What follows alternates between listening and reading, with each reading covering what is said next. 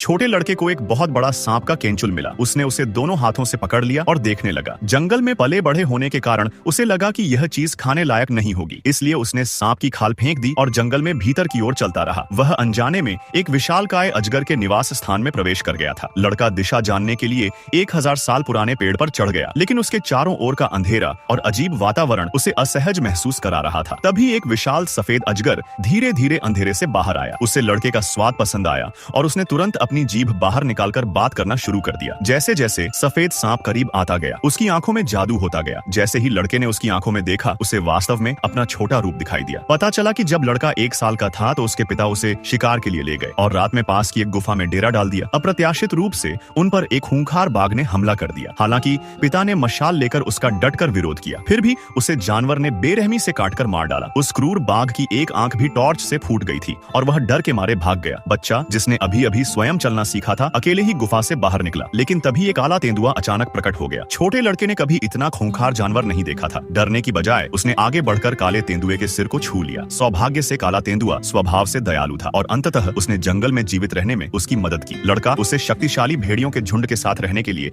ले गया। काला तेंदुआ उसका जीवन रक्षक गुरु बन गया और उसने लड़के के साथ भेड़िए के बच्चे जैसा व्यवहार भी किया। भेड़ियों के संरक्षण के कारण ही वह लड़का खतरनाक आदिम जंगल में बड़ा हो सका, लेकिन उसकी व्यवहार संबंधी आदतें भी भेड़ियों से प्रभावित थीं। लेकिन खुशी के ये दिन ज्यादा समय तक नहीं रहे, क्योंकि नदी के तल में स्थित शांति चट्टान पानी से बाहर आ गई, जिसका अर्थ था कि जंगल में सूखा पड़ रहा था जो कई वर्षों से नहीं पड़ा था।